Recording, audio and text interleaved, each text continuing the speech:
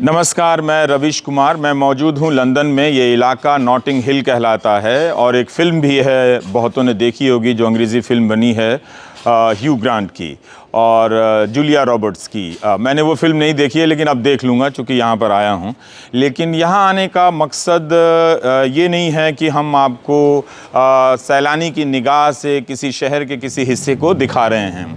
यहाँ हम कुछ सीखने आए हैं, क्योंकि ये जो जगह है हमें हमारे शहर की कुछ व्यवस्थाओं का समाधान पेश कर सकती है।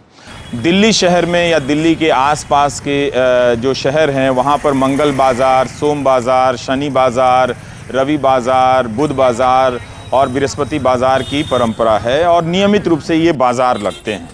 लेकिन जब आप इन बाज़ारों में जाते हैं तो आपको सस्ता सामान तो मिलता है, लेकिन इसकी वजह से बहुत ट्रैफिक जाम हो जाता है, बहुत अस्त व्यस्त चीज़ें हो जाती हैं।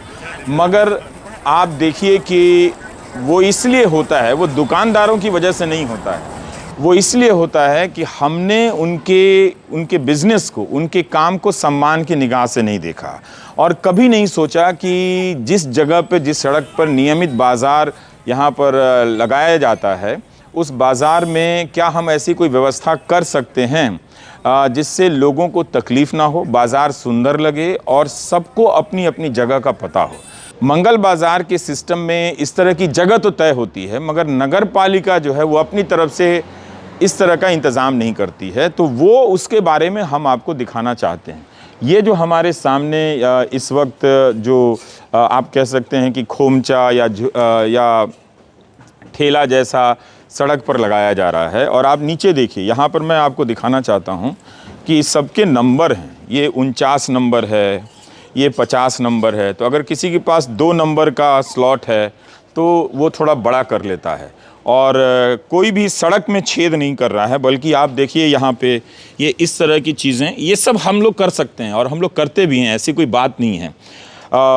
कमतर महसूस करने के लिए नहीं बता रहा, बस ये बता रहा हूँ कि इतने सारे पार्षद हैं, बहुत सारे लोग आते हैं लंदन में इन इलाकों में ख़रीदारी करने के लिए, तो क्यों नहीं वो इन सब चीज़ों के बारे में सीखते हैं।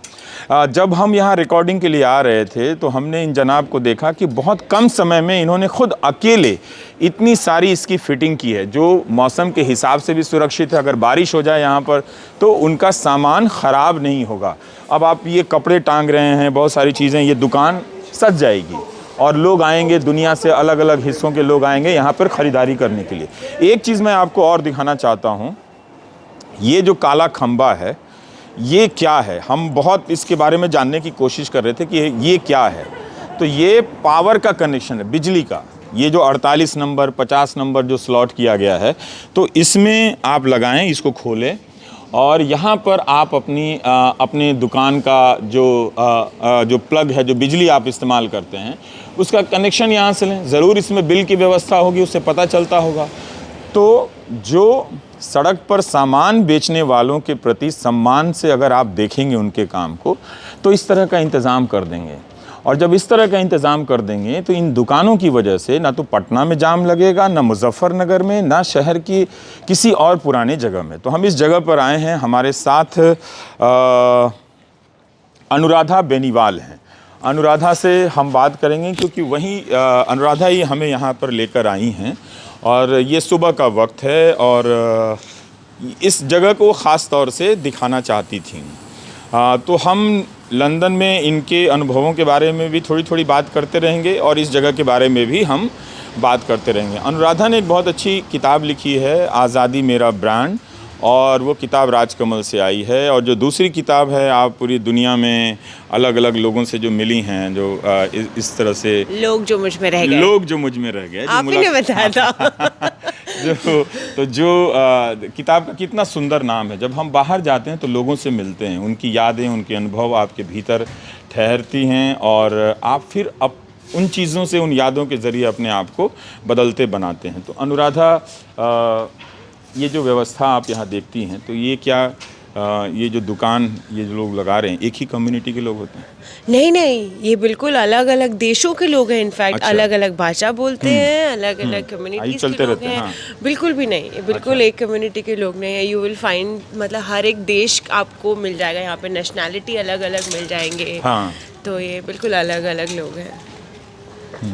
पर ये सब की जगह ये तय होगी ना कि यहाँ ये आप इसका किराया लगता होगा, ये टैक्स लगता हाँ होगा। हाँ, इसका मतलब फिक्स्ड इनकी जगह है, तो आपको भी पता है, मतलब जो यहाँ पे खरीदार आ रहा है उसको भी पता है कि मुझे वो स्टॉल पे जाना है, वो नंबर है। इनफैक्ट आपको सामान लेना है, रिटर्न करना है, जो भी है, तो उसकी सुविधा भी अब इनका एड्रेस है ये एड्रेस है। तो ये पता है कि हम यहाँ से कोई सामान लेंगे तो हम लौटा सकते हैं, लेकिन पीछे की जो दुकानें हैं, हाँ जी, उनके लिए भी इसकी वजह से, ये इंतज़ाम कर देने की वजह से, ये आप देखिए 52 नंबर है, ये 53 नंबर है, ये 54 नंबर है, ये 55 नंबर है, और ये सारे खंभे बिजली वाले हैं। और पीछे की जो दुकान है उनकी भी जगह नहीं ख़त्म हुई है ना। हाँ, नहीं, उनके आमतौर पर होता है कि भारत में जो इस तरह की दुकानें रेहड़ी पटरी की इस तरह से लगाई जाती हैं, तो मेन जो दुकानें होती हैं उनकी भी जगह चली जाती है, उनका लुक भी छिप जाता है पीछे। नहीं, यहाँ पे ये बल्कि बहुत एक आपस में एक इनका इंतज़ाम, और इनको उनसे मदद मिलती है और उनको इनसे मदद मिलती है। मतलब दे आर नॉट अनहैप्पी कि यहाँ पे ये क्यों है, क्योंकि ये इतना फेमस मार्केट है, उसकी वजह से वो दुकानें भी चलती हैं, क्योंकि यहाँ पे फुटफॉल ज़्यादा होता है बिकॉज ऑफ दी स्टॉल्स, और इतना इंटरनेशनल ये मार्केट है, जिसकी वजह से ये दुकानें भी ज़्यादा चलती हैं। अच्छा, तो ये दोनों एक दूसरे के पूरक बन जाते हैं फिर। जो जहाँ मैं रहता हूँ वहाँ के इसी तरह के स्थानीय बाज़ार में लोग बहुत शिकायत करते हैं, मेन दुकान वाले, कि हमारे सामने पटरी वालों को जगह दे दी गई है, रिश्वत लेके जगह दे दी गई है, और उनसे वो लोग बहुत नफ़रत करते हैं। और जो शहरी लोग हैं वो भी उनसे चिढ़ते हैं, जबकि वो सस्ता सामान देते हैं, अच्छा सामान देते हैं। तो मुझे लगता है कि अगर हमारे पार्षद, विधायक, सांसद इतनी सी बात सीख गए होते और इस तरह का बॉक्स बना के नंबर के साथ कर दिए गए होते, तो हमारे यहाँ भी सब्ज़ी की दुकान इतनी अच्छी लगती। हमारे सब्ज़ी वाले कितना सजाते हैं, कितना सौंदर्य बोध है ना उनमें, है कि नहीं? एम्प्लॉयमेंट की बात करते रहते हैं, ये एम्प्लॉयमेंट ही तो जनरेट कर रहा है, मतलब दिस इज़ जनरेटिंग एम्प्लॉयमेंट। अगर इनको अच्छे से एक मैनेज तरीके से कर दिया जाए तो दिस इज़ ह्यूज। ये इतना ज़्यादा एम्प्लॉयमेंट जनरेट करता है, और जैसे आप बोल रहे हो, मतलब खूबसूरत तो बनाता है ये बहुत ज़्यादा। अब हमारे यहाँ के जो फल सब्ज़ी वाले हैं, वो अगर संतरा को ये इनकी भी सजावट अच्छी है, लेकिन वो ज़्यादा बेहतर तरीके से सजाते हैं। आम को कितना सुंदर सजा देते हैं, फलों को कितना सुंदर सजा देते हैं। जो बदतर बनाती है वो जो चीज़ उनके पूरे बाज़ार को, वो हमारी व्यवस्था है, क्योंकि ये लोग पैसा भी लेते हैं, रिश्वत भी लेते हैं, और इंतज़ाम नहीं करते, और दुनिया भर का बवाल की सड़क जाम हो गया है, तो यहाँ से इनको हटाना है। तो कुछ आलू अगर देखना चाहें तो आप ये आलू देख सकते हैं, ये लंदन का आलू है। तो ये ऐसा वाला आलू हमारे यहाँ भी मिलता है, ऐसी बात नहीं है। अब जैसे देखिए, ये लाइसेंस है, इस लाइसेंस में आप देखिए एक चीज़ लिखी है कि आप क्या क्या बेच सकते हैं यहाँ पे, और जो बात यहाँ लिखी है वही आप बेच सकते हैं। अगर आपके लाइसेंस में लिखा है कि आप कपड़े बेच सकते हैं, हैंडबैग बेच सकते हैं, तो आप इसके अलावा फल या अंडा नहीं बेच सकते हैं। और ये लाइसेंस एक दुकानदार के नाम पर ये बनती है। अगर किसी वजह से ये बीमार पड़ जाते हैं तो कोई दूसरा व्यक्ति इनकी जगह पर नहीं आकर दुकान लगा सकता है, क्योंकि ये जगह खाली हो जाएगी। तो ऐसे में इनकी ज़िंदगी कैसे चलेगी? तो हो सकता है कि अगर इनकी पत्नी आ जाए, या कोई किसी का पति आ जाए, भाई आ जाए, तो उसके लिए ये नगर पालिका के दफ्तर में जाएंगे और बताएंगे कि मेरी जगह पे 4 दिन तक फलाना व्यक्ति आएंगे और जो यहाँ पर रेहड़ी पटरी लगाएंगे।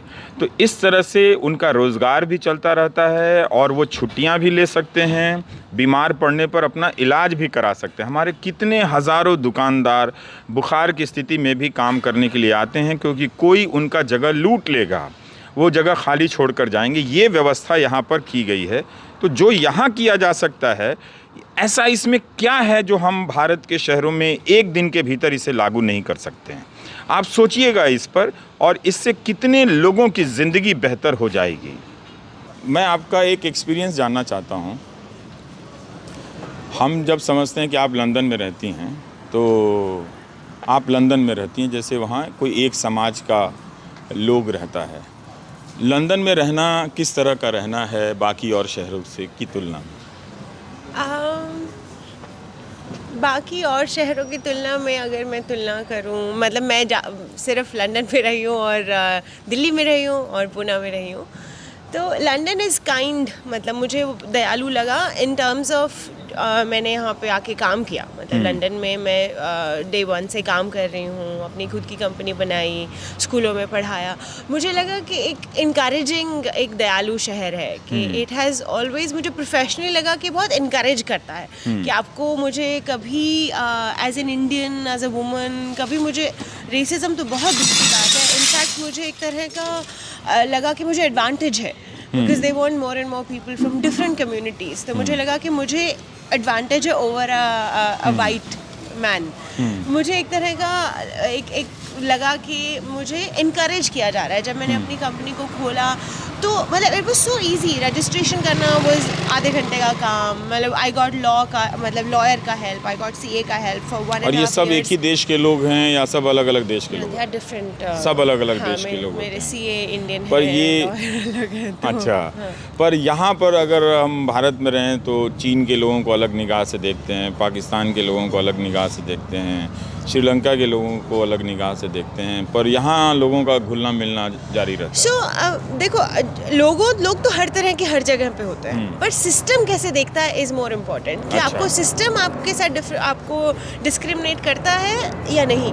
क्योंकि लोग तो हर जगह रेसिस्ट भी हो सकते हैं, कास्टिस्ट हो सकते हैं, जो हर जगह हैं भी, बट सिस्टम आपको आपके साथ डिस्क्रिमिनेट नहीं करता। वो नहीं देखता कि आप अगर मैं रजिस्ट्रेशन करना चाहती हूँ, अपनी कंपनी को रजिस्टर करना चाहती हूँ, कहीं जॉब लेना चाहती हूँ, तो आपको कोई डिस्क्रिमिनेशन नहीं फील होता है या करवाया जाता है। So that makes a huge difference, मतलब वो आसानी से हो जाता वो है, तो बहुत आसानी आपका से सारा फोकस काम पर है और काम को बेहतर करने के लिए। हाँ, और आल्सो वो आपको जीवन, मतलब अगर सिस्टम आपको डिस्क्रिमिनेट नहीं कर रहा, तो आप फिर लोगों के अंदर भी वो ट्रिकल डाउन होता है, क्योंकि आपको सिस्टम ही अगर अलग कर देता है कि नहीं, ये अलग तरह के लोग हैं और इनके साथ हम ऐसे बर्ताव करेंगे या इनको ऐसे बिहेव करेंगे, तो वो ट्रिकल डाउन फिर नीचे तक होता है। फिर आपको, मतलब आपको जॉब्स अगर नहीं मिल रही हैं या आपको एक तरह की सुविधा नहीं मिल रही है, तो वो लोगों में रिफ्लेक्ट होती है वो चीज़।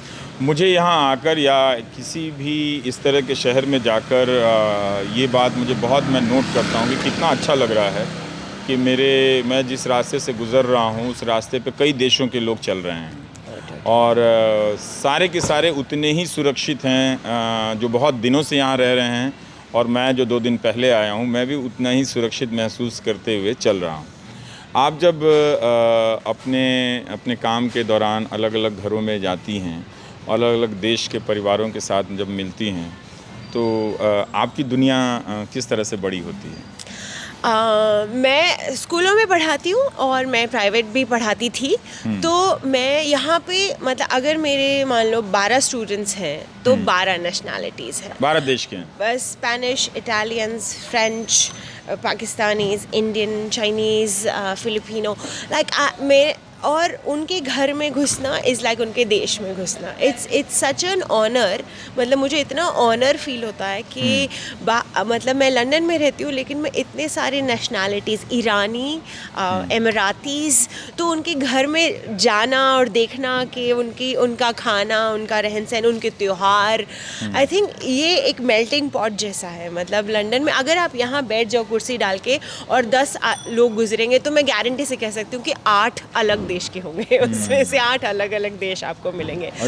तो ऐसी जगह पे रहना आप दुनिया छोटी कर देता है और आपको बड़ा कर देता है, because you suddenly start to feel कि अरे, मतलब इनके त्यौहार, अरे ये तो हमारे जैसे, आपको सिमिलैरिटीज़ दिखना शुरू हो जाती हैं कि अरे ये तो खाना हमारे से खा रहे हैं, इनके बच्चे भी हमारे जैसे हैं, इनके बूढ़े भी हमारे जैसे हैं, and suddenly you start to feel दुनिया बहुत छोटी हो जाती है। और वो दीवारें सारी गिरती हैं जो हम देश के नाम पे बना लेते हैं कि ये वाले ऐसे होते हैं, वो वाले वैसे होते हैं। हमारे वहाँ पे पाकिस्तान वाले भी है, सब मिक्स अच्छा। कम्युनिटी, सब अच्छे रहे। लेकिन आप इंडिया में जाते हैं तो पाकिस्तान नारे अरे लगाने वो लगते सिर्फ मेंटालिटी है, हैं। मेंटालिटी।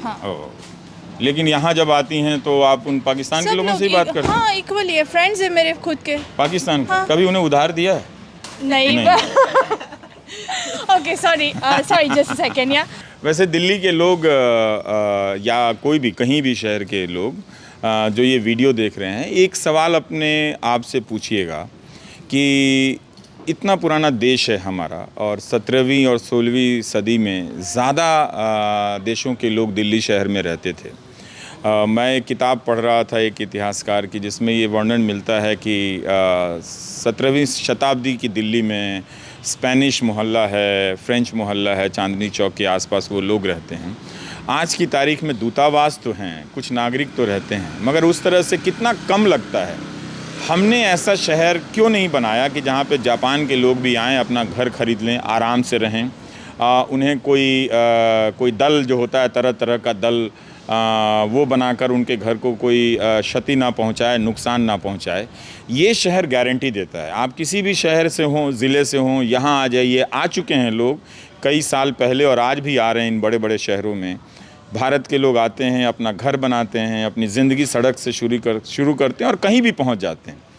हमने ये व्यवस्था दुनिया को नहीं दी। कहने को 50 बार बोलते हैं कि हम वसुधैव कुटुंबकम वाले लोग हैं, लेकिन हमने कभी किसी को कुटुंब समझ के अपने यहाँ न्योता नहीं दिया। ऐसा माहौल नहीं बनाया कि हमारे शहर में भी एक घर दिल्ली वाले का है, एक घर बिहार वाले का हो और अगला घर किसी ऑस्ट्रेलियाई आदमी का हो या दूसरा घर कोई मलेशिया के आदमी का हो, तो पता चलता। तो मुझे ये बहुत कमी नज़र आती है। नॉट ओनली बाहर वाले लोग, अभी आप ये देखिए वो जो होमलेस लड़की है, हाँ। तो वो बाहर सोई होगी और वो यहाँ कैफ़े में जाके बैठ जाएगी। ऐसा मैं बहुत देखती हूँ। वो कैफ़े में बैठेगी, उसको चाय कॉफ़ी कोई दे देगा, वो ले लेगी, कोई उसको उठाएगा नहीं, कोई उसको धुतकारेगा नहीं। ये मैं अभी वो चली गई दुकान में, हाँ। तो क्योंकि अभी हमारे सामने हो गया तो मैं आपको दिखा रही हूँ। हाँ। लेकिन ये मैंने बहुत देखा है। मैं स्कूल में पढ़ाने जाती हूँ, बहुत पॉश इलाका है वो, चेल्सी कैंसिंगटन। और मैं स्कूल में पढ़ा के आई और बगल में मैं बैठ के कॉफ़ी पी रही थी और वहाँ पे एक होमलेस आदमी बैठा हुआ था 2-3 घंटे से, वो मतलब सुबह से वहाँ बैठा हुआ था, but nobody woke him up. किसी ने उसको उठा के बाहर नहीं फेंका और वो फटे कपड़े पहन के और अपना वो पहन के और किसी ने उसको चाय दे दी थी। सो दैट एक्सेप्टेंस, मतलब बाहर को तो आप एक्सेप्ट करोगे तब आप खुद को एक्सेप्ट करोगे कि अगर आप सड़क पे, उनका भी उतना ही अधिकार है। जैसे हमने ठेले वालों की बात की और हमें लगता है कि नहीं, सड़क हमारी है, इनकी नहीं है, या जॉब हमें मिल गई तो हमारी है, लेकिन जो इनकी नौकरी है वो फालतू है, या उसको आप डंडा मार सकते हो। तो ये एक्सेप्टेंस जब हमारे लोगों के लिए नहीं है, या आएगा पहले हमारे लोगों के लिए आएगा, फिर तब तो बाहर वाले के लिए आएगा। बहुत सारे लोग जो सिंगापुर से घूम कर आते हैं और मुझसे मिलते हैं तो कहते हैं कि आप यहाँ के कलेक्टर से कहिए, ये बहुत लोगों ने सड़कें पे ठेले लगा दिए, इनको हटवा दीजिए। वो तुरंत एक अमीर जगह पर जाते हैं और भारत के गरीबों से नफरत करने लग जाते हैं। तो इसलिए मैं ये दिखा रहा हूँ ये जगह पे कि हम सीखें। अब देखिए करोल बाग में जाइए, वहाँ पर कितनी नियमित तरीके से लोगों ने अपनी ज़िंदगी बनाई है, पटरी पर उनका काम किया। हर समय एक बवाल होता रहता है कि रेहड़ी पटरी वालों को उठा दिया जाएगा, उनके साथ वसूली होगी। लेकिन अगर हम इस तरह की व्यवस्था कर दें तो लोग अपनी अपनी दुकान आकर अपने समय से लगाएंगे। इन सब का दायरा तय है एक तरह से, और इससे किसी को कोई नुकसान नहीं है। एक हिस्सा सड़क का छोड़ दिया गया है कि आपकी गाड़ी जा सकती है बीच से, तो आने जाने की भी व्यवस्था बनी रहेगी और दुकानों के भी। लेकिन ये हम क्यों नहीं कर पाते, ये सवाल आपको बार बार अपने आप से पूछना पड़ेगा कि जब भी आप लंदन आए, इतने सारे सांसदों को सरकार अपने पैसे से घुमाती है, पार्षदों को भी जाने का मौका मिलता है। कुछ पार्षद बहुत अमीर होते हैं, लेकिन उन लोगों ने भी इन चीज़ों को देखकर अपने शहर में क्यों नहीं किया। ये तो एक रात की चीज़ है कि हम अपने मैं जहाँ रहता हूँ इंदिरापुरम में, वहाँ मंगल बाज़ार लगता है। तो वो बाज़ार का एक दिन में जाकर कोई भी सबका बैठकर बात करके जगह तय कर सकता है, ताकि उनके जीवन में एक सुनिश्चित हो, मतलब उनकी सुरक्षा बढ़ जाए कि हाँ, उनकी इस शहर में एक जगह तय है। वो हम नहीं करते हैं। तो इसलिए हम गरीब को बहुत दूसरे नज़र से देखते हैं। हम गरीब को लगता है कि जो गरीब है वो हमारे शहर की खूबसूरती के ख़िलाफ़ है, मगर ये इलाका बहुत खूबसूरत इलाकों में माना जाता है और वहाँ पर इस तरह की रेहड़ी पटरी का इंतज़ाम है, व्यवस्था बनाई गई है। इसे बदसूरती के रूप में नहीं देखा गया है। हम जिस नॉटिंग हिल में हैं वो काफ़ी महत्वपूर्ण इलाका है, इसके बारे में थोड़ा सा बताइए। हाँ, नॉटिंग हिल अभी काफ़ी पॉश, जिसको कह सकते हैं काफ़ी पॉश महंगा इलाका है। लेकिन पहले ये इतना पॉश नहीं होता था। यहाँ पे पॉटर्स लेन है, जो पॉटरी जो लोग करते थे, कुम्हारों की लेन्स है। लेकिन धीरे धीरे ये इलाके, मतलब this is close to the centre, तो ये भी काफ़ी पॉश इसको समझा जाता है। टूरिस्टों के अमंगस्ट ये बहुत पॉपुलर है क्यों, बिकॉज ऑफ दिस मार्केट। तो इस अच्छा। मार्केट से आप ये देखिए कि नॉट ओनली एम्प्लॉयमेंट लोकल्स को तो मिल ही रहा है, हाँ। तो इट्स आल्सो जनरेटिंग टूरिज्म। ये इतना है कि अभी आप थोड़ी देर में, अभी तो खुला, मतलब अभी खुलना शुरू हुआ है, बट विद इन 1-2 घंटे में ये पैक हो जाएगा और ज़्यादातर यहाँ पे टूरिस्ट होंगे। So it's a huge tourist attraction. Notting Hill बहुत टूरिस्टी इलाका है, यहाँ पे बहुत सारे टूरिस्ट आते हैं। आर्किटेक्चर के लिए बहुत फेमस है यहाँ पे, रंगीन घर, रंगीन दरवाजे। मैंने कुछ घरों को देख कर लगा कि जो बच्चों के खिलौने हम खरीदते हैं ना, वो इसी तरह के घर बनाए होते हैं, वो प्लास्टिक के। तो लगा कि ये यहीं वाले घर की कॉपी करके प्लास्टिक के बना दिए जाते हैं, जो हम जन्मदिन में कुछ समझ में नहीं आता तो ख़रीद के किसी को दे देते हैं, और जिसको देते हैं वो अगले समय फेंक देता है। वो शायद इसलिए फेंक देता है कि कोई कनेक्शन नहीं है, हमें मालूम नहीं कि प्लास्टिक का वो जो घर है वो कहाँ से आया है, कौन लोग रहता है। तो यहाँ आकर देखकर मुझे यही लगा कि बहुत सारे खिलौने जो मेरे पड़ोस के मार्केट में रखे रहते थे, उन सब को बड़ा करके यहाँ घर बना दिया गया है। तो यहाँ पे खाना भी जो है, जो हाँ। भी शुरू होगी स्टॉल्स, तो हर देश का खाना आपको मिल जाएगा। अच्छा। आपको इंडियन खाना मिल जाएगा, हाँ, आपको हाँ। अभी खाने का वो शुरू होगा, so that's also big tourist attraction. हाँ। तो लोग यहाँ पे एक जगह पे आके हाँ। एक आप बोल सकते हो कि वो क्या, फूड कोर्ट, हाँ। फूड कोर्ट जैसा, इंटरनेशनल फूड कोर्ट जैसा है, जहाँ पे आपको हर देश का खाना मिल जाएगा और हर देश की क्राफ्ट मिल जाएगी। मतलब ये लोकल क्राफ्ट मिल जाएंगी आपको दूसरे देशों की क्राफ्ट मिल जाएंगी। तो एक जगह ये पे कितना आना, सुंदर है ना, क्रोशिया का। क्रोशिया। हाँ? बहुत सुंदर। तो एक बाजार के हिस्से में आप दुनिया के 100 बाजार से आपकी मुलाकात हो जाती है।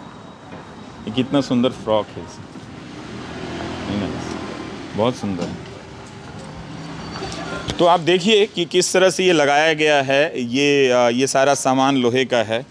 तो मैं ये वीडियो से बना रहा हूँ कि भारत के शहरों के बाज़ार जो हैं उन्हें भी व्यवस्थित किया जा सकता है। वो हमारी ज़िंदगी का हिस्सा हैं, धड़कते हैं वो बाज़ार। और आप उनके ठेलों को देखिए, कितना खूबसूरत तरीके से वो लोग सजाते हैं। अगर हम उनकी दुकानों को, उनके ठेले को लगाने की जगह को सजा कर दे दें, तो हर बाज़ार, शहर का हर हिस्सा सुंदर लगने लगेगा और ये कहीं ज़्यादा उसके सामने फीका लगेगा। ये इसलिए भी खूबसूरत लग रहा है कि एक व्यवस्था बनाई गई है, तो हमने बनाई नहीं। हमारे दुकानदार जितना पैसा रिश्वत में लोगों को दे देते हैं, पुलिस को या नगर पालिका के लोगों को ठेला लगाने के लिए, अगर उसका छोटे से हिस्से का भी अगर हम उसे टैक्स में बदल दें, फ़ीस में बदल दें, तो हमारी नगर पालिकाएँ अमीर हो जाएंगी। वो लोग जो हैं, जो दुकान चला रहे हैं, उनकी ज़िंदगी बहुत आसान हो जाएगी। तो एक बार फिर से हम आपको यहाँ पर हम लेकर आए हैं नॉटिंग हिल में। मुझे बहुत अच्छा लगा कि हम इस जगह पर हैं, और बाहर जाने का मतलब है कि हम सिर्फ अपने देखने का सुख ना बटोरें, ये चीज़ भी देखें और आपको दिखाएं। आप हिंदी के दर्शकों को, जिनमें से बहुत से लोगों को दुनिया के अलग अलग हिस्सों में जाने का मौका नहीं मिलता है, वो लोग भी देखें। क्या पता आप में से कोई पार्षद बन जाए, कोई चुनाव लड़ जाए, तो अपने गांव में ऐसी व्यवस्था कर दे कि सारे लोगों के ठेले की लगाने के लिए एक नंबर लगा दे यहाँ पर, जिस तरह से यहाँ पर नंबर लगाया गया है, और वो लोग आएँ, अपनी गाड़ियों में सामान रखें। ऐसा ही तो है, ये कुछ भी विदेश नहीं है। भारत में भी लोग सुबह सुबह अपनी छोटे गाड़ियों में सामान लेकर आते हैं, लेकिन कोई उनसे वसूली कर रहा होता है। अचानक एक हल्ला गाड़ी आ जाती है, सारे जो दुकानदार हैं वो भागने लग जाते हैं, आपाधापी में कहीं गिरने लग जाते हैं, अपना सामान फेंकने लग जाते हैं। कितना अत्याचार हम उन लोगों के साथ करते हैं। जबकि ये जगह, जैसे अनुराधा बता रही थी, कितना बिजनेस जनरेट करता है, कितना बिजनेस का उत्पादन करता है, इससे कमाई होती है। इसकी वजह से यहाँ जो बड़ी दुकानें हैं, महंगी दुकानें हैं, वो चलती हैं, और इनकी वजह से ये चलती हैं। तो सबका जीवन चलता है। तो इसलिए अगर आप किसी शहर में जाएं तो अपने लिए ज़रूर देखिए, दूसरों के लिए भी देखा कीजिए। नमस्कार, मैं रवीश कुमार। अबू साहब कैमरा कर रहे थे, बहुत बहुत शुक्रिया। ये ज़िंदगी में पहली बार ये कैमरा कर रहे हैं, और अनुराधा हमारे साथ, अनुराधा ही यहाँ पर लेकर आई ताकि 152 साल पुराना मार्केट है। 152 साल पुराना बाज़ार है। ये अभी देखिए, उन्होंने बताया तो मैं भाग के आपको ये बताऊंगी। 152 साल से ये बाज़ार चल रहा है। तो हाँ हाँ, पर पहले मेरा नाम ठीक से बता दीजिए। आइए।